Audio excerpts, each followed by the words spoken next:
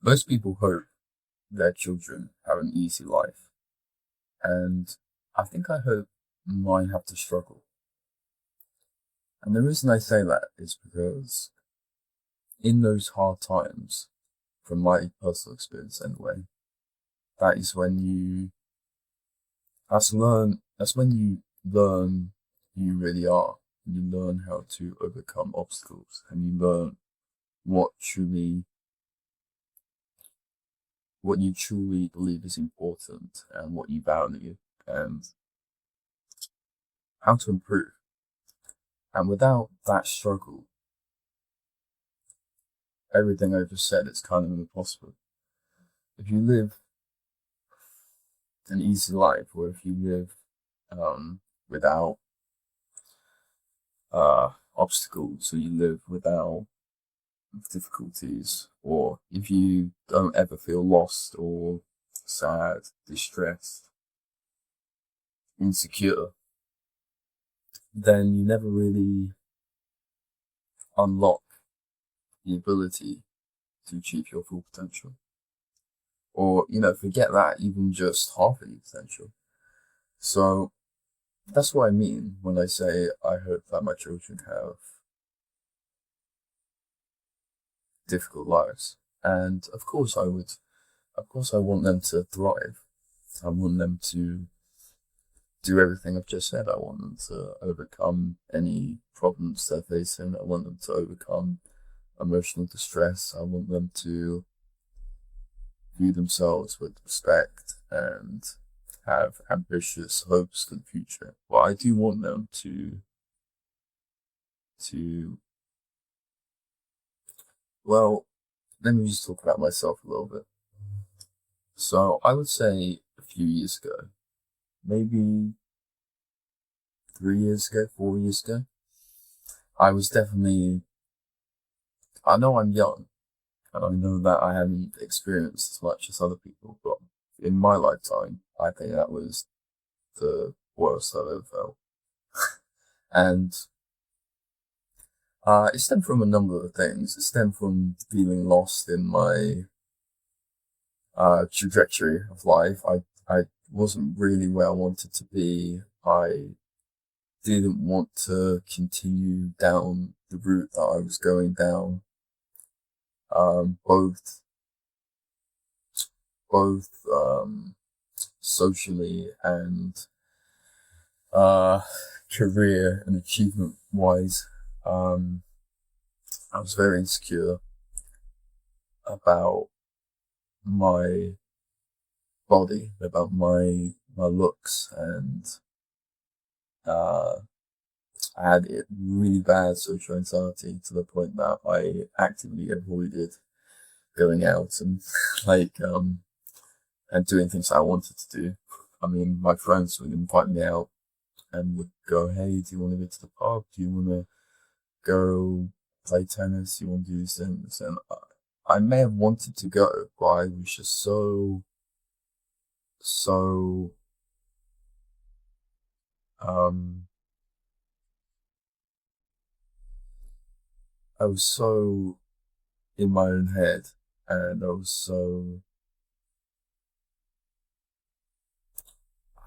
suppose I was afraid of being judged, that I would turn these opportunities down because I know, of course, that would then make me kind of seem like I didn't want to do it or I was avoiding them.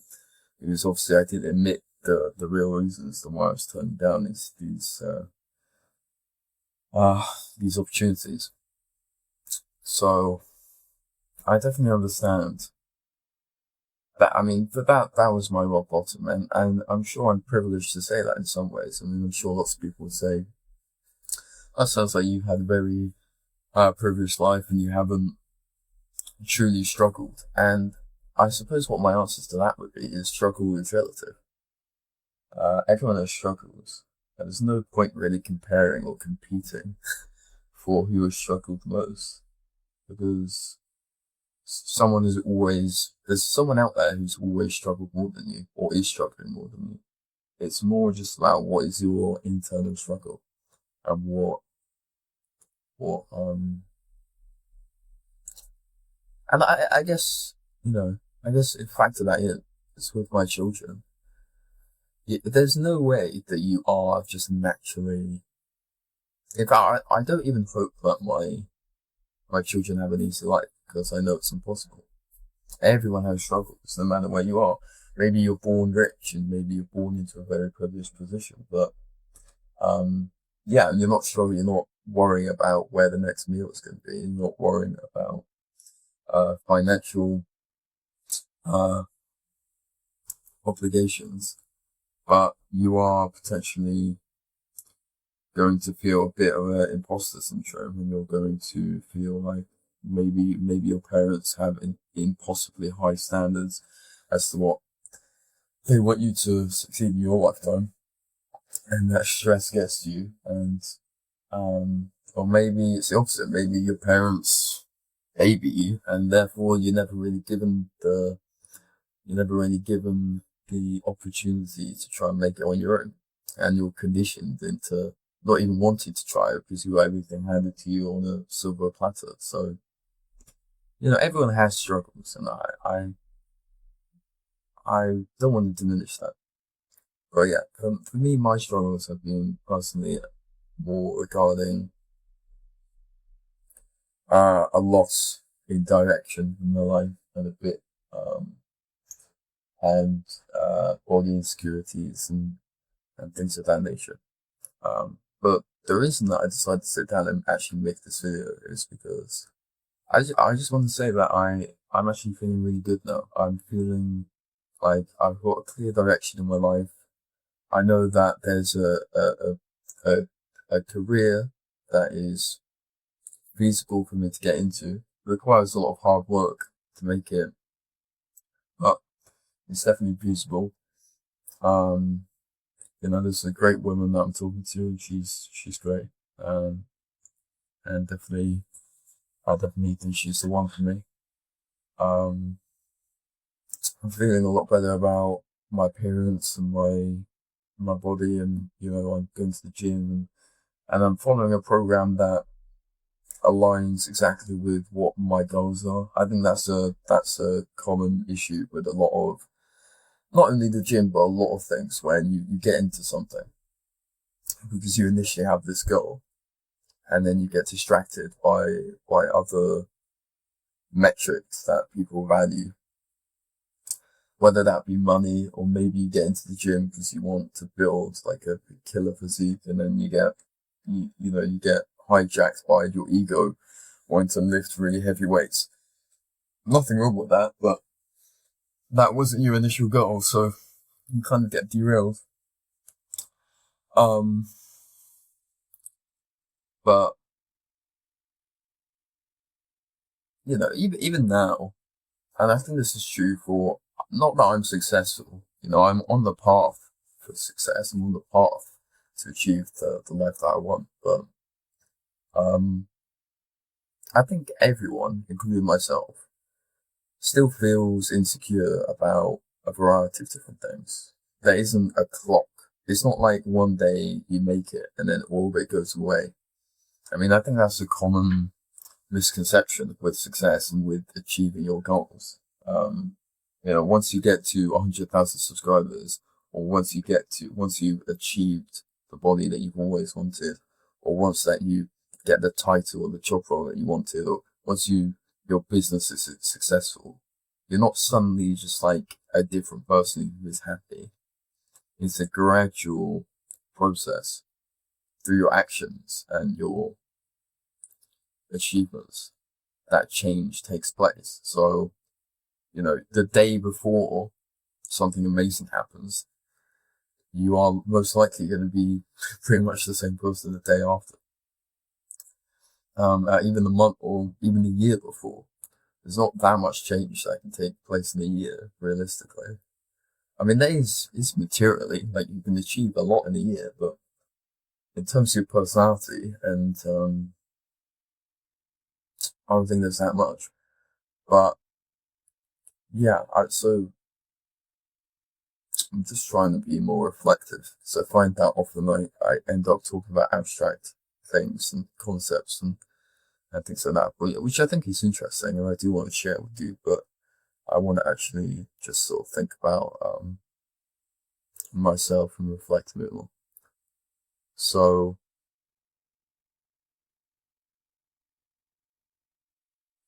yeah, I suppose I'll just move on to address that a lot of it comes down to the ability to bounce back out of a dire situation. A lot of it does come down to sort of the support network you have, whether that be friends or family. I'm lucky because I have a really supportive family, uh, and I know that they would, um, worst comes to worst, I can always go to them. They'll help me out and stuff. But a lot of people don't have that, so I don't want to take that for granted. A lot of people maybe have destructive relationships with their parents, or they don't feel like they can discuss whatever they want to discuss with their parents, or maybe they don't even have parents, or they don't have siblings or anything. So I do want to acknowledge that um, that people who don't have those things, it is harder and it is tougher. Um, but I guess what I want to say is, no matter where you are, no matter how dire things seem, no matter how much of a social recluse, or how abnormal you feel to other people, that there is a way out. And if you persevere and you just get through, just think of it a day at a time. Just think, you know what, I'm because I mean that's what I used to do back then in that dark period of my life. It was literally a day-to-day basis. It was like, okay, I'm not going to think about where I am right now. I'm just going to think that in the future, I'm going to. I know that I can get to this goal in the future. I know I can get there, but I'm not even thinking about that right now. I'm just thinking, you know what? I'm just going to go to the shop because, as insane as that may feel, I I did, and I still do get socially anxious just going out and doing things. Like, I get socially anxious just going to the supermarket. I get socially anxious just going to the shop or going out for lunch with friends. I mean, this is a whole different topic, but I think I am such a strange person because I get socially anxious doing these things, but I don't get socially anxious networking in terms of my career. I don't get socially anxious talking to new people, put myself out there, cold calling, like doing all these different things. I don't get socially anxious. I get socially anxious doing the little things that most people don't worry about, I suppose. And I guess that makes me weird. That makes me a strange individual, but that is the truth. Um, but what was I saying? Yeah, I'm saying that if you're in a point in your life where these little things are such a challenge, and you just don't think you're ever going to get out of it. Maybe you're really overweight, and you're really insecure about your body, and you feel like everyone's looking at you, and maybe they are to an extent, because I think that's something that people don't really talk about. People don't talk about, because insecurity is one thing, where actually irrational insecurity is one thing, where you're insecure about something that is irrational. So this would be like a really athletic, attractive person just being crushed by beauty standards and then thinking they're ugly when they're not. But it is true that, if you are severely underweight, severely obese or something, then you do have a problem. And you may be insecure about that problem, but I don't necessarily think that's an irrational insecurity. It's something that you need to address at some point. And the good thing about that actually is when you do address it, the insecurity will massively reduce or will dissipate entirely. And that's that kind of what happened to me. Like, I used to be a lot less fit, um, and as a result, I was very insecure, and um, and that was the worst period of my life. And when I sort of addressed that thing, that issue, the insecurity slowly began to dissipate, and I'm still insecure now, but it's definitely dwindling. Um, so yeah, I think that is dangerous advice that people often receive from others, where they're like, oh, there's nothing wrong with you, just it's just all in your head. That's not productive and that's not helpful. What you should say to someone who has got a problem, and I'm talking about people who have a problem. I'm not talking about people who um have negative perceptions of themselves over something that is irrational, whether it be incredibly high beauty standards that realistically they're not meeting, but they don't need to meet anyway because they're fine the way they are. I'm talking about people who are legitimately unhealthy or have a problem. Maybe their hygiene is bad, maybe they're obese or underweight, maybe they don't look after their teeth, like whatever it is, I'm talking about that. And it's not productive and it's not helpful for other people to go, oh, there's nothing wrong with you, don't worry, because there is a problem with you. And when you hear that from other people, it is condescending. It's annoying. Maybe you're in a position where you're trying to better yourself and you're trying to address a problem, whether it be you're going to the gym, trying to eat healthy, you're investing in your teeth, you are taking up a new skincare routine, whatever it is. It's not productive it's not helpful when you're trying to take up a new habit that's going to improve your life. And then other people are saying, oh, I don't know why you're doing that. That's pointless because you'll find the way you are. Because then it makes you feel worse because it makes you feel like either there's something wrong with your mind and your head instead of, because you're perceiving yourself in this negative light and other people saying it's fine. So it just, no. So if you're one of those people and you see someone who is suffering and you know the reason they're suffering, they know the reason they're suffering, be supportive and try and help them out with that problem. Don't go, oh, there's nothing wrong with you, to try and make them feel better in the moment, because maybe it does make them feel a bit better in the moment, but it's not going to make them feel better in the long term. If anything, it's just going to derail them, and that's not a good thing. So yeah, I feel like that's everything I've got on my mind right now. But for those of you who've watched my previous videos, you're probably wondering why I'm in the light right now and you can see my face.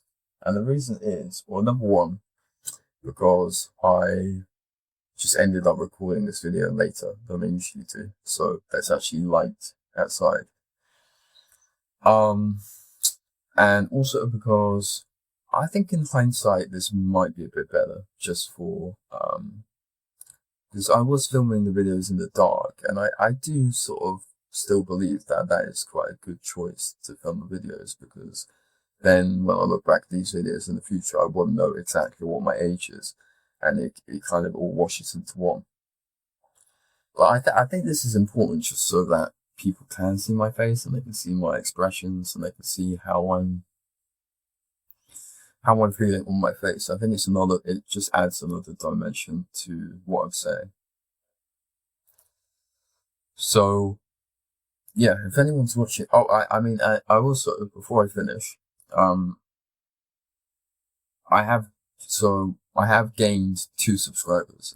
I know it's very, very, exciting, isn't it? But, yeah, the first subscriber is someone that I know. And then, well, the first subscriber is my dad. And then the second and third subscribers, I guess, are just random people. But anyway, I'd like to say thank you for that. I mean, it's nice there, because I just want to reiterate that it's not about the subscriber count. The subscriber count doesn't really matter that much to me.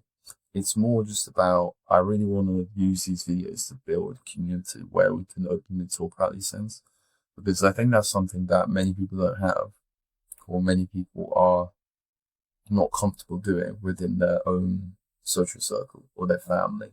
And that is definitely me to a certain extent. I can talk about these things with some of my friends, but I'm not sure I'm comfortable talking about everything.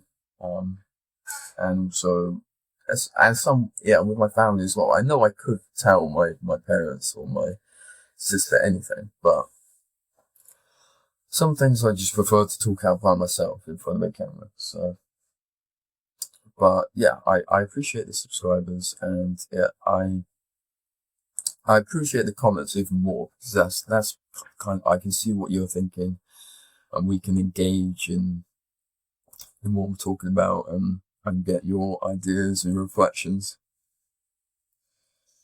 And then there was a comment I saw the other day. I can't remember what the user was called, but they essentially were just saying how they like saw my video, um, and they were thinking about they themselves were thinking about making a video like this. When they just sort of talk about their thoughts and then record. And yeah, I think that's a really good idea. If that person is watching this, which I'm not sure they will because this is the end of like a 20-minute video, but if you are watching this, then yeah, I think that's a really great idea because it is really helpful doing this sort of stuff. It's yeah, I enjoy it, and I think it'd be good for you. So yeah, good luck with that if you end up doing that. But yeah, I think I'm gonna leave it here.